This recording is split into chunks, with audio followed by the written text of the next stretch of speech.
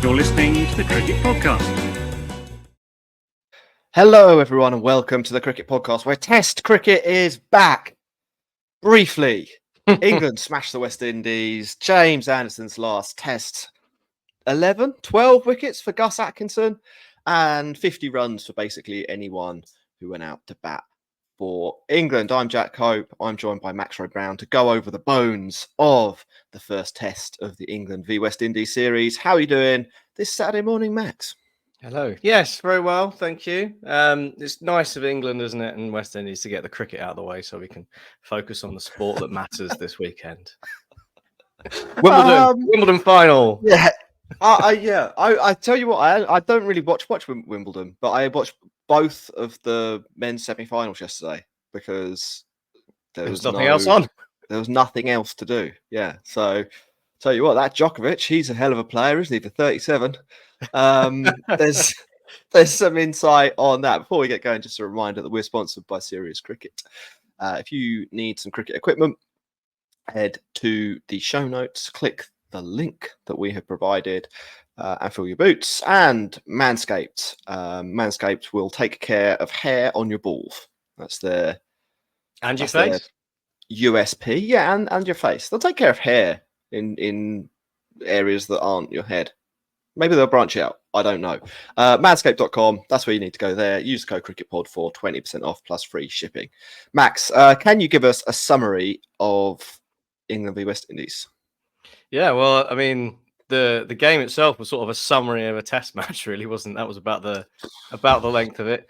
Obviously, the big story: James Anderson last Test at Lords. All the plans, standing ovations, and guards of honour, and all the rest of it.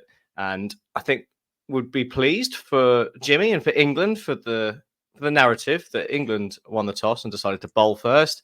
Obviously, we were thinking, yeah, let's get Jimmy in, nice fifer. Maybe in his last Test, he can get those 8 wickets he needs to equal Shane Warne. But no, it was actually quite competitive to start with. And by lunch at 60 odd for 3 or whatever it was, it looked like there might be a game of cricket. And then Gus Atkinson took a triple wicket maiden, and it was over, really.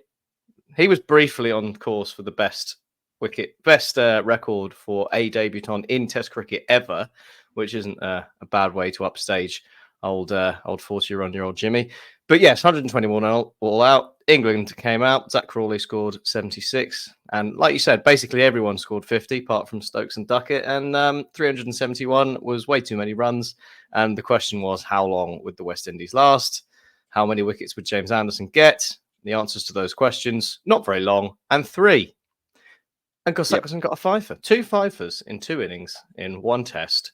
And better figures in 1 game than James Anderson ever recorded in his entire Test career. The guy's washed up. It's time to move on. I think it was clearly the right call, Jack. I would say vindication for Baz and Stokes. Clearly, Anderson has been taking the place of players like Gus Atkinson over the last 15 years or so, and they maybe should have got rid of him earlier. Good decision all round from the England think tank. I should probably start with Anderson. As you sort of said, as everyone with eyes saw, it wasn't a great Test match. It does have a great story in it. That is James Anderson. Did you cry? I did not. I did not cry. I saw the ECB montage that they put up, and actually felt a little bit sick. Actually, but right. maybe that's just me. Sick with grief. Yeah, sick with grief. That's it. Where I haven't got to the true crying period. We're still in disbelief and delusion that maybe he'll come back and it's not really over. But it is. I think one of the things that I don't want to say takes the shine off it, but kind of makes it feel a bit odd, is the nature of this Test match that it ended in, because it lasted 2.5 days.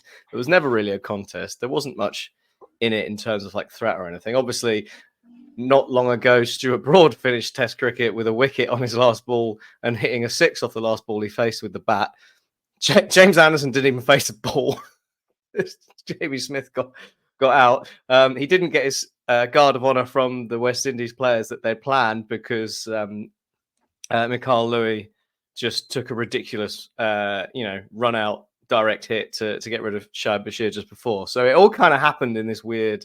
Some of the elements of it all happened in this kind of weird foray, and then it was all over before you know it. He even missed the chance to take the last wicket with a fairly poor drop off his own bowling. I think Gus Atkinson went and did it, and I think it kind of is a nice depiction of how the actual retirement was sort of brought about in the first place, and that it was, obviously Baz and Stokes were like, well, yeah, no, we're done now. We're looking for the Ashes, so you can have a test, and then you're off. And the way it all played out almost mirrored that decision making, if you like, in that it was kind of a bit all over the place, but it was still a nice occasion, and obviously nice to go out with a win. And he got some wickets in the end. He bowled nicely, and he did make a lot of people wonder whether they should have just let him have another go. Yeah, I mean, well, I think he proved the point that he's still good enough at this level in this Test match, and he took about 700 wickets in a match last week, didn't he, for Lancashire, warming up for this. I know a few people who were there and said the atmosphere was very weird on Friday morning, as you can probably imagine. I think it was like 8 overs of play or something like that. Everyone got all their money back. It must have been a really weird day. It was at 12.1. It must have been a really weird day to attend. You've got this historical moment happening. You've got a team that have been completely hammered, giving up. Then they just let everyone go on the pitch. The day off work that you presumably put in months ago once you secured your fairly spenny tickets to this match wasted. In a sense, you can't even really go to the bar at 11:50, can you? Like there's nothing to be done. A really weird. Yeah, and I mean, it's in London, right? But what's near Lord's? Baker Street. Yeah. Go and have a look at the Sherlock Holmes Museum. The zoo's not far away. Zoo. Gone to the zoo for the day. That'll be all right. Good. Yeah, I saw London Zoo. They were doing discount for people who were going to Taylor Swift's Eras tour. So perhaps they would do something similar. If you build the James Anderson Eras tour at Lord's this week, get 25% off at London Zoo if you present your ticket. Yeah. If they weren't doing that, why not? Missed out on a huge opportunity. It occurred to me in this match, Max. So there was obviously the Anderson storyline, and sort of tied up in that is the Test cricket storyline, the retirement of Test cricket, if you will. And it felt at times like we were watching the end of something a bit bigger than Anderson. I don't want to be too cataclysmic, but West Indies were awful. Like I can't see that having teams at that level, at least with the bat, the bowling was okay. At least with the bat, regularly playing in Test cricket is creating any kind of a spectacle that is going to be capable of sustaining the game. And if you want to look at the Anderson kind of through thread here, from an England point of view, that's a huge narrative character to lose. Like one of the reasons to watch England play Test cricket for probably the last 10 years. I mean, I know his career is longer than that, but peak Anderson probably begins 10, arguably a bit longer ago than that, maybe 15 years ago, if you want to be really generous to him. He was one of the reasons to watch England play cricket. He's taken 700 wickets. He's a legend of the game. One of the actual all-time greats. One of the few England cricketers that has proper cut through to a broader mass audience. Like general sports fans know who James Anderson is in a way that they don't know who Chris Woakes is, who's stepping into his shoes. If TMS is kind of to be believed. The young newcomer, Chris Woakes. And you wonder a little, watching a non-spectacle like this, whether we are heading towards I wouldn't say an end point, because I don't think the Ashes is always going to be a big deal for England and Australia. And I think India have shown a proper commitment to playing England and Australia as well, trying to cut in on the Ashes action, no doubt. Maybe there'll be a 3-way Ashes series at some point in the future. But I did feel that losing this character that takes your memories all the way back to like the kind of golden era of Test cricket, if you like, and whether it was a golden era or not, who knows? But like Anderson was playing cricket, Test cricket for England in 2002, I think 2003, when everyone took it seriously. In 2003, South Africa came to England, played a 5-test series. Zimbabwe had a 2-test series. The year after, Brian Lara came over for West Indies. I think they lost, but Brian Lara was there for crying out loud. Then you have this 2005 Ashes, which really is the peak, for being honest, isn't it? Like, maybe not in terms of money in the game, but in terms of wider interest and. Well, it was on free to air TV. It was you had general public celebrating England winning the Ashes. It's that. But if you're looking at just Test cricket, like that predates T20 cricket as a thing. Like England played a one-off T20 against Australia prior to that series, and it was just the 2 Test teams. There's no specialisation or anything like that. There's no IPL, no T20 World Cup, and the economic realities of the game have changed so much over just this man's career that him going away feels bigger than just one man going away. That's my theory, Max. Interesting. Yeah, I see what you're saying. I think it's a good point. I wonder if a lot of it is more because you get, we've had big characters in years and years, Ponting, Warne, well, soon it'll be Virat Kohli, I suppose, but you got Tendulkar, huge people, like unbelievably big figures in the world of cricket, and there's someone's come and replaced them. There's been someone new, and but that's been under the spectre of Test cricket being competitive. And I think the issue, I suppose, is that it's you think there's one less reason to watch England without James Anderson, which actually leaves you with close to no reasons for the rest of this Test series. Whereas, before, all right, someone as big as James Anderson retires, but hey, it's still an England West Indies series and it's going to be competitive and it's going to be fun. Now James Anderson's retired. You've seen that game and you're like, well, is it even worth me bothering? Do I want to go and watch this? That kind of thing. And that's the danger, I suppose. And then you end up at the risk of being in some sort of, perpetual cycle of, well, it's not competitive, so I'm not going to watch it. So there's no money in it for anyone to get better. So it just gets, worse and worse and worse. And then we end up with the situation that Ross and I were talking about the other day, where you end up with Test cricket and it's England, Australia, and India, and it's really boring. And it is, it's a problem. But I'd say the counter to that is let's not, jump, head first down the cataclysmic end of the world hole, because it was one game. The West Indies just had a series in Australia where we expected them to get battered, and actually they were pretty competitive and looks like an exciting side. And how many tests of this batting lineup played? Like between them, the middle order, you take out Jason Holder and Craig Bathwaite, what was it, like 9? Ridiculous.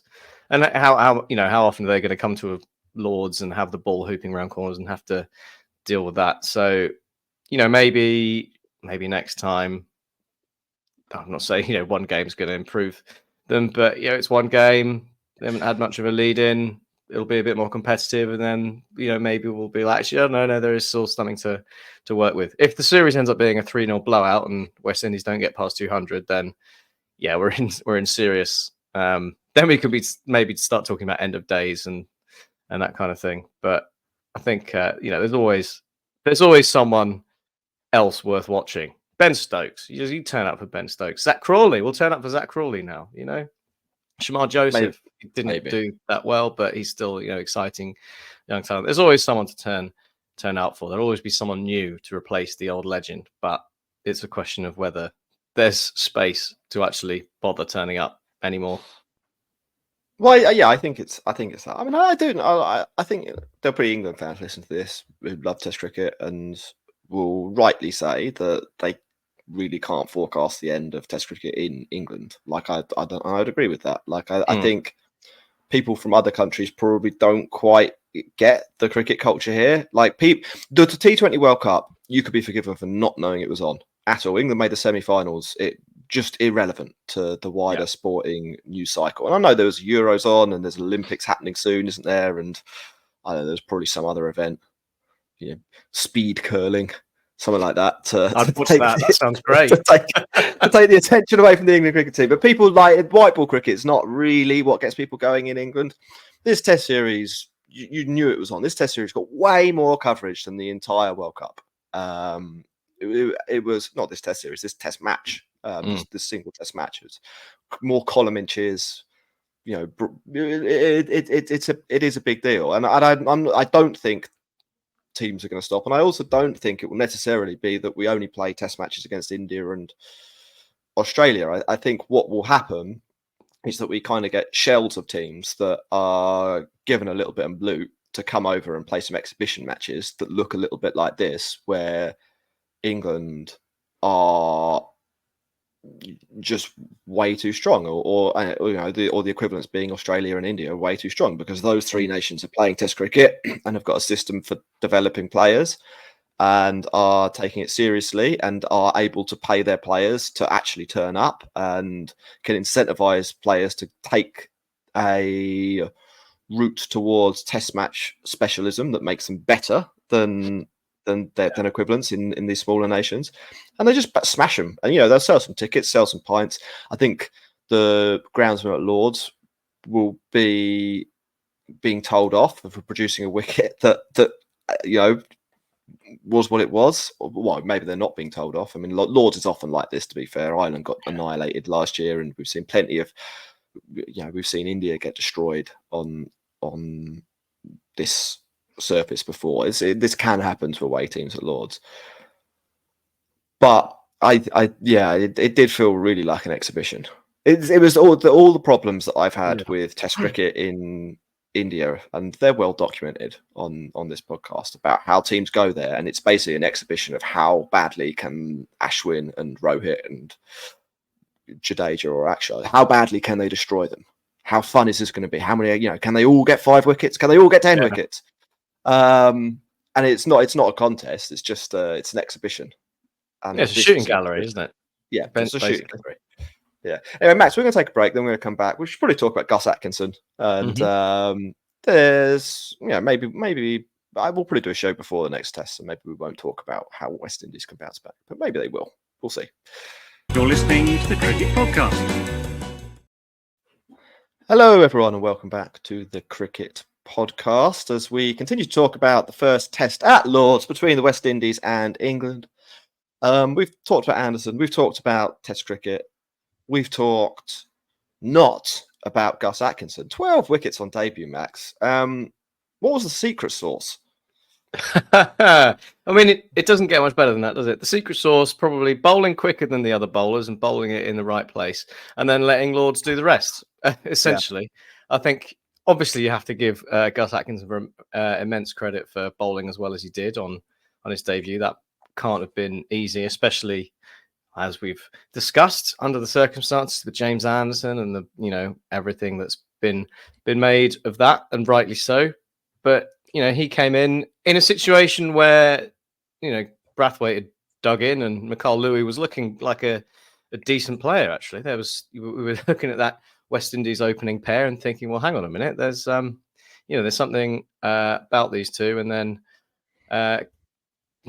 it wasn't the best ball you'll ever get a wicket with from Gus Atkinson to remove Brathwaite, but he got the wicket, and that kind of opened the floodgates, isn't it? A little bit of confidence, and then he was pretty relentless, I think, with his just line of length, especially to the left-handers, just on that spot, angling across, hitting back of a length, and there was enough either with the slope or just off the pitch to get a little bit out of it, and it was really impressive from Atkinson. Just the control and the pace that he was bowling at, and it was too much for this West Indies side, and it was too much for them twice over. Basically, it's I think almost more impressive than the 7 for was backing it up with the 5 for afterwards. Because I mean, you can sit and think, yeah, my job's done. I've had a great day, but he's come back and done exactly the same again.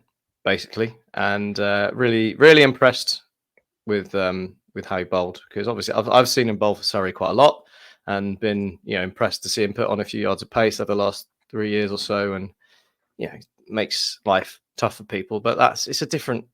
Well, I say, is it a different standard? I suppose that's the question. See him doing first class cricket and cause people problems. Is bowling at this West Indies batting life a different standard? Maybe not, but it's a bigger spectacle. So he's made the jump up in that regard, and really good start. But I will reserve judgment, obviously, until we've seen him take on some more competent batting lineups, I suppose. Yeah, I would agree with that. West Indies 4 and 5 max, average 34 and 29 in first class cricket. I think Gus Atkinson probably bowls better bowlers than that in the better bowlers. Maybe some better bowlers. Maybe he does. Maybe it probably bowls at better batters than that in general in the top division of the county championship. And I think we should probably be honest about the standard of players that they're bowling against. It's Test cricket; they all count. You've got to do it on TV. And I think your point about bowling perfectly at Lords is very true as well. Generally speaking, if you are tall and you can hit a length at Lords, you're going to take lots of wickets because the pitch is on a slope. And for some reason, over 150 years, they've never thought about doing anything about that. Iconic, Jack. It's like, it is iconic. I remember the first time I ever went to Lords. It regularly produces.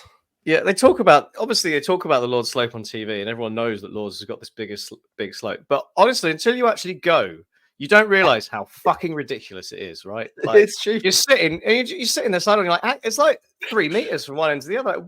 Who thought that? Yeah, we'll just stick a cricket pitch there, and that can be the home of cricket, like on a fucking hill. It's insane. It's genuinely ridiculous to be playing. If I turned up and played a game of cricket on a Saturday afternoon in village cricket on that, I'd just be like, "What are you doing?" Like, whose idea was this? It's a weird ground. But if you do what he does, which is, bowl from a decent height, bowl reasonably quickly, and just keep bowling on that length, you're basically unplayable. I mean, I think I saw a tweet from the Caribbean cricket guys saying West Indies are making Gus Atkinson look like peak Glenn McGrath. Yeah. And it wasn't actually that wrong, but it wasn't just West Indies. Like, Glenn McGrath, probably the best ever bowler I've seen at Lords. Like, he was just everything that Glenn McGrath needed from a surface was built into that pitch, and he would turn up and just destroy England. I think he did it in three separate tests. Like, just astonishingly good. Atkinson, it was a decent tribute act. It was the bootleg Beatles of Glenn McGrath. I did get the same vibe, actually. Yeah, and I don't think you can. You can only bowl to who's in front of you, and I don't want to diminish his achievement too much, because you can't really bowl better than that. I think any team in the world is struggling with Gus Atkinson bowling like he was on that surface, and he took a load of wickets in basically the same way, and that is Lord's bowling in a nutshell. It is. Well, it's Test cricket as well. It's Test cricket. That's just Test cricket, baby. Max should also probably talk about England's batting. I think it's there's various stats about this floating around.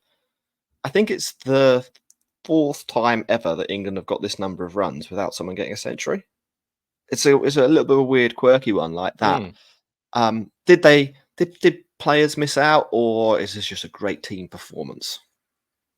I think it was. I think they batted quite nicely, and it was a bit baseball-y, wasn't it? I suppose it wasn't that quick, but it was. I think probably the fact that West Indies scored 121 kind of fed into it, right? If West Indies had put up 300, then probably Joe Root or maybe not Zach Crawley, but probably, one of them thinks, well, let's stick around and get the 100 here. But I think before you knew it, England were ahead. And at that point, once you'd gone to 50, it was like, oh, let's just have a bit of fun. So I think that's bowled okay, West Indies.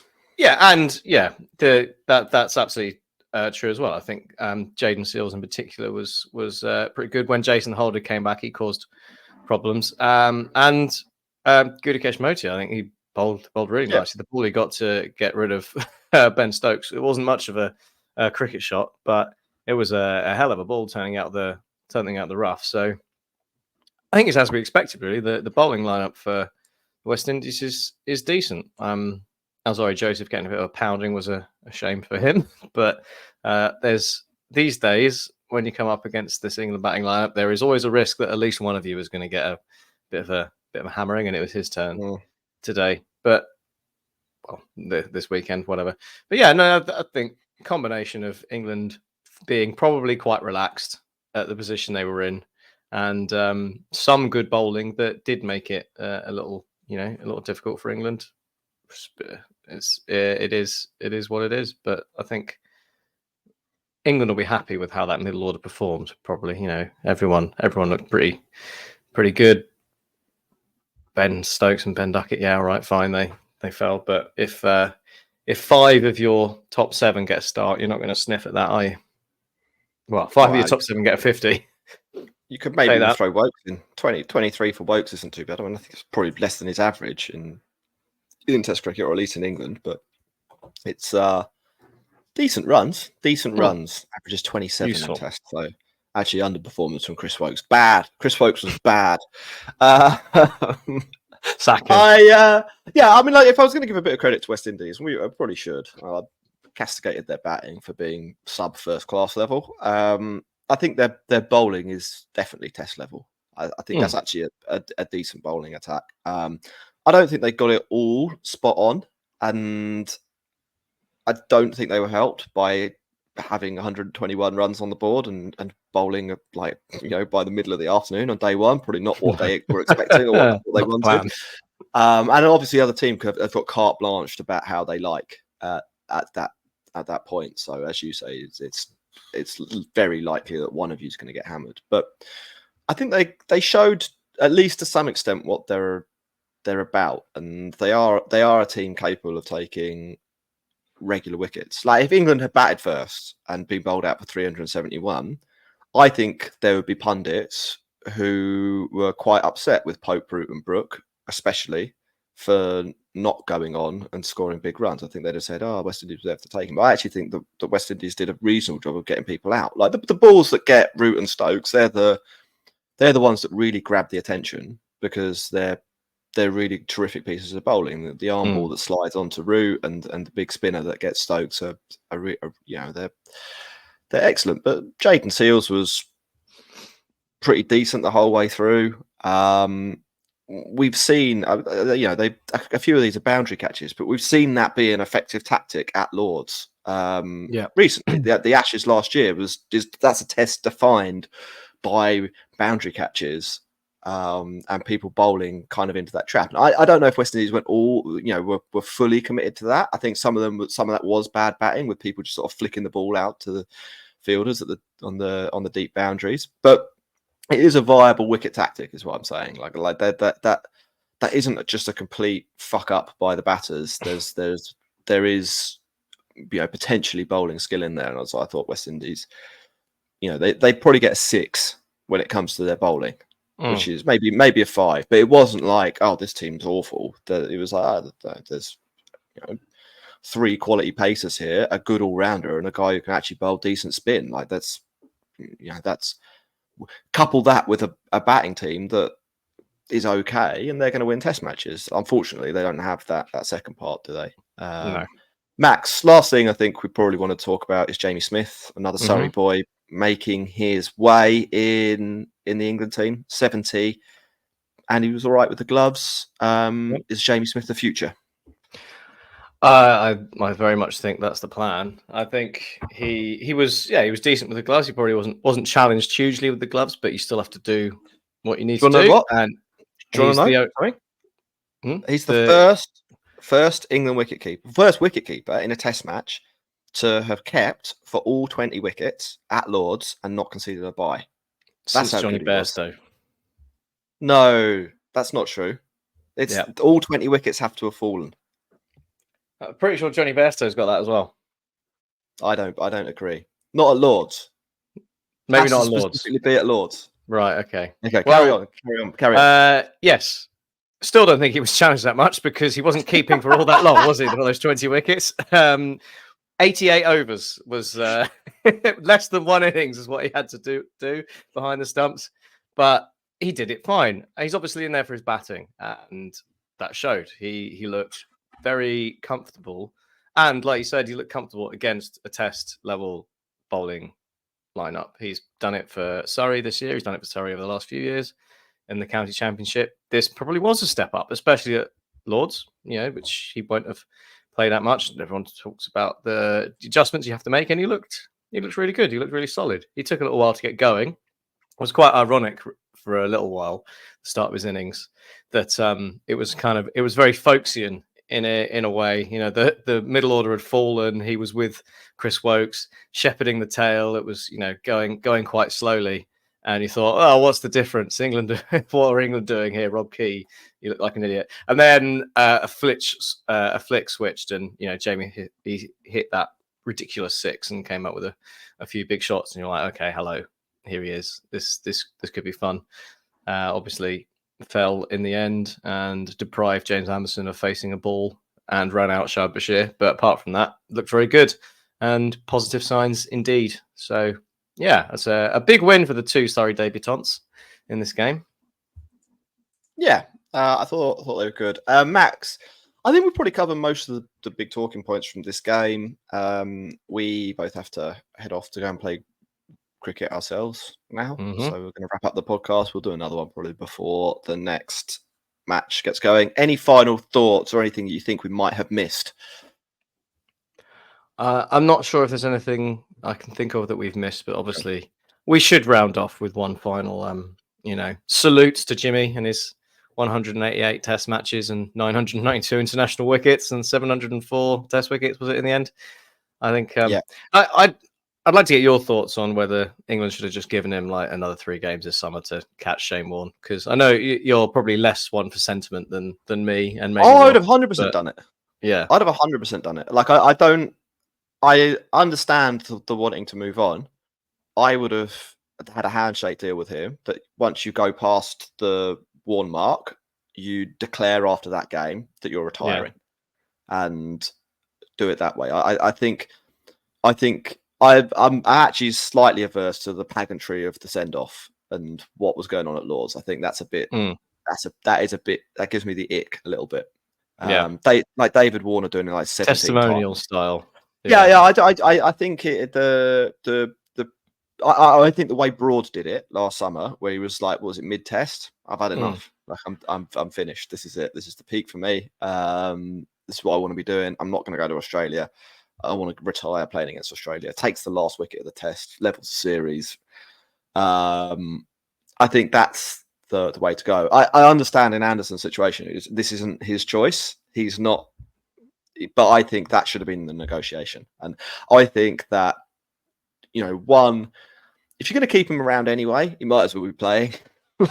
What's the difference, to be honest? 2, England should have known that the team that they were going to be up against was going to be pretty weak, and you're probably not going to learn that much. I mean, like Gus Atkinson, it's great that he now averages 8 in Test cricket, but does that tell us anything about how he will go at Perth in 18 months? No, not really. Like conditions couldn't be more different, to be honest, in this Test match with a slope. It's low and slow, and you're playing a bunch of guys who average 29. And they also picked Shahid Bashir, and that was the most pointless thing he could possibly have done in this game. Exactly. I mean, so I would have 100% picked Anderson until he gets that record. But the deal would have been, once you get past Warne or level with Warne or whatever, then you call it a day. The one nagging thing with the Anderson retirement is it feels a little bit like there's an unfinished story there, because he's so close to second place and obviously still good enough at the level. Yeah. And that I think it's weird that with a big personal milestone in mind, and then all that stuff I said in part 1 about how Anderson is the through line back to the proper golden era of England Test cricket, or at least in people's mind. And I think you surf on the popularity that brings and the narrative that brings for a couple more tests. If there's nothing else to sell the product, Yeah. there's your thing Get that sells the people product. through the door for the Sri Lanka series. I'm serious though. Like if people knew that Anderson was a wicket away from leveling Warne, people would turn on the TV. Oh, big time. And I'm not saying you make all your decisions based around that, but if you are claiming to be the great entertainers of world cricket, which England, have done on a regular basis, I think they're trying to tone that down a little bit now. But if that's your thing, that's your selling point. That's a massive selling point. You've got an English guy going past the greatest Australian bowler ever that's not called Glenn McGrath, and you've called the fight around before we hit the championship rounds. So that's what I thought on that. But yeah. Yeah. Anyway, should we wrap up? Let's do it.